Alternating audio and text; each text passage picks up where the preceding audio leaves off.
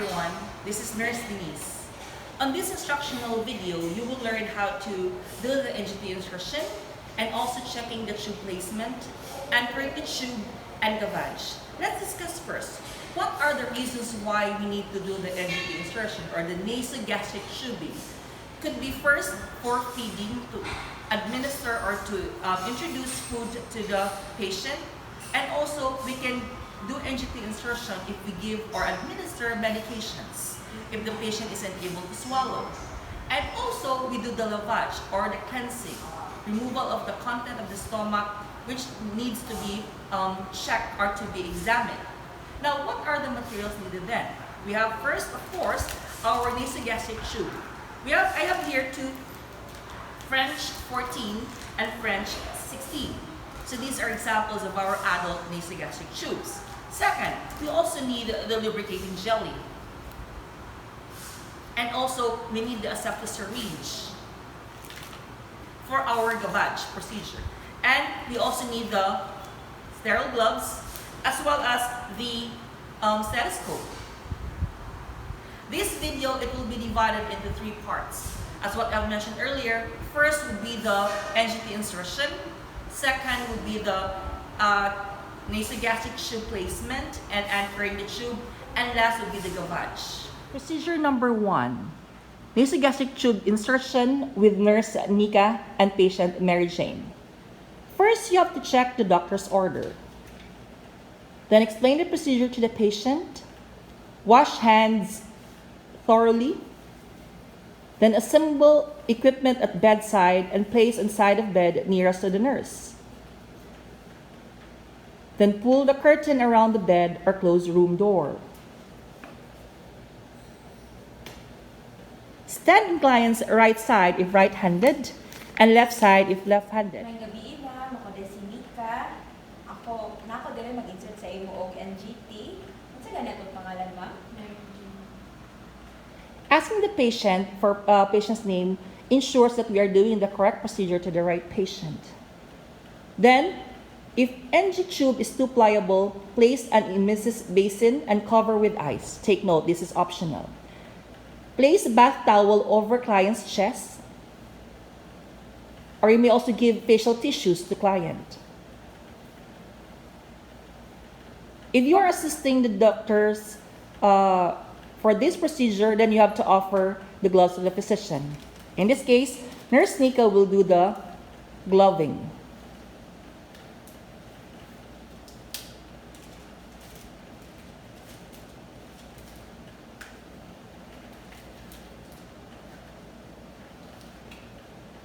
Then instruct the client to relax and breathe normally while occluding one nostril. Then repeat this action for other nares. Select nostrils with greater airflow. Ma'am, relax lang ha. Ako kuan tingnan kong aso dali ang kuan ha. Okay, press na ko ni ma'am ha, dayang ginawa lalo. Okay. Ginawa lalo. Okay. Assist the physician in measuring the distance to insert the tube by placing tip of tube at client's nose and extending tube first to tip of earlobe and from earlobe down to the xiphoid process of sternum. Again, from the client's nose, extending tube first to tip of earlobe and from earlobe down to the xiphoid process of the sternum. That is the length of the tube that we need to insert. Then it is very important that we need to mark the length of the tube to be inserted with piece of tape or note the distance of point from next tube marking.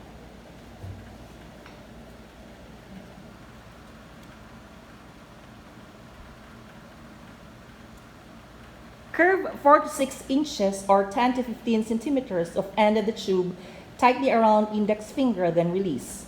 Then lubricate 3 to 4 inches or 7.5 to 10 centimeters of end of the tube with water-soluble lubricating jelly.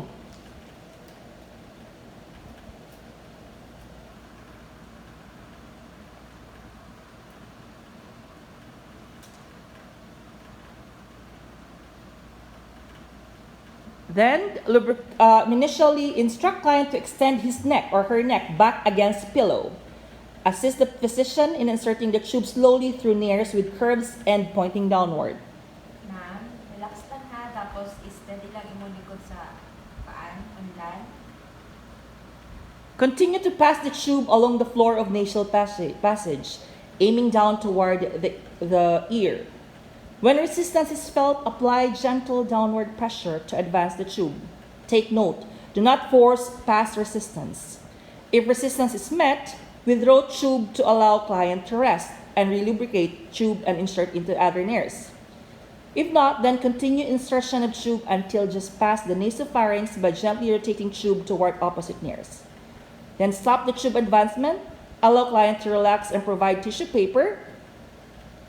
Explain to client that the next step requires him to swallow.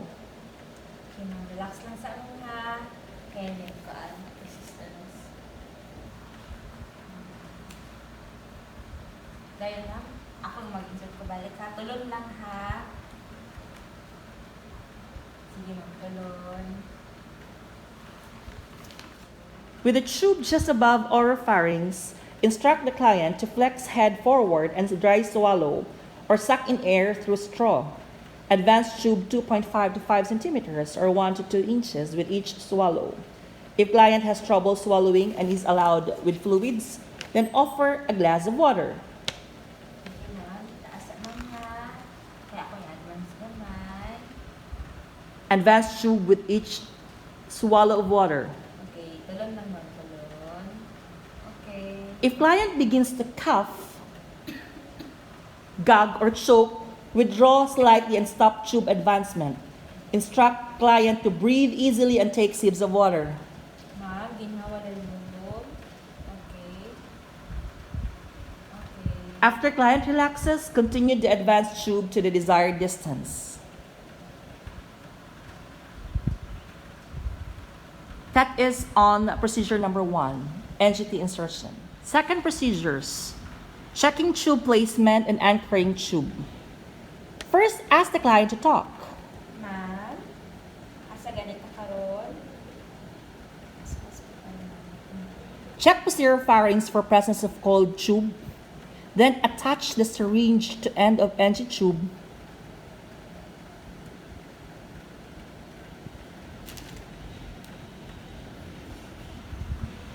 Then place the diaphragm of stethoscope over upper left quadrant of abdomen, just below the costal margin.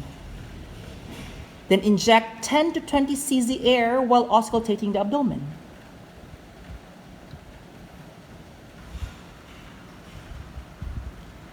Aspirate gently back on syringe to obtain gastric contents.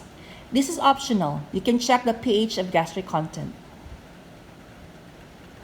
Moving on, for anchoring the tube, after the tube is properly inserted, either clamp end or connect it to drainage bag or suction machine. Then tape the NG tube to client's nose. Avoid putting pressure on nares.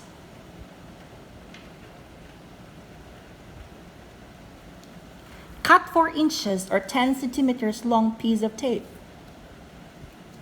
Place one end of tape over nose and wrap opposite split ends around the tube as it exits the nose.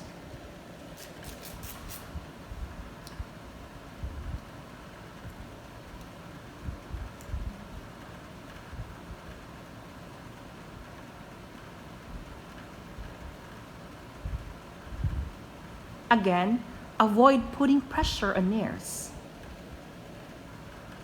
So place one end of tape over nose and wrap the opposite split ends around the tube as it exits the nose.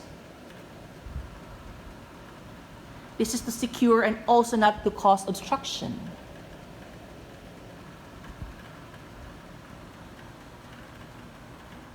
Last procedure, gavage.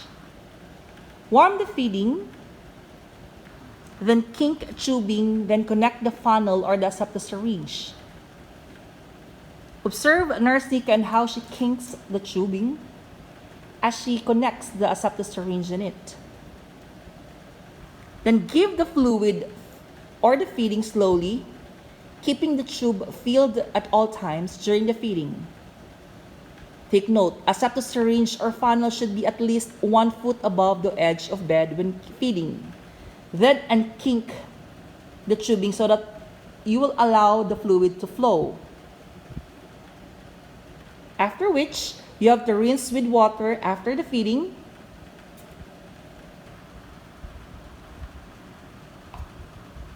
Clamp the tube tightly until next feeding.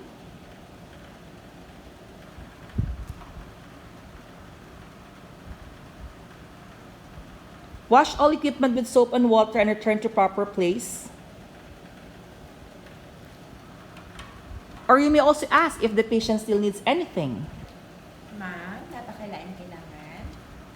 Then chart procedure done, calories fed, amount of water used for rinsing and reaction of patient, and ability to answer questions. That ends the demonstration. And I would like to thank Nurse Nika and Nurse Mary Jane for this video. Thank you so much.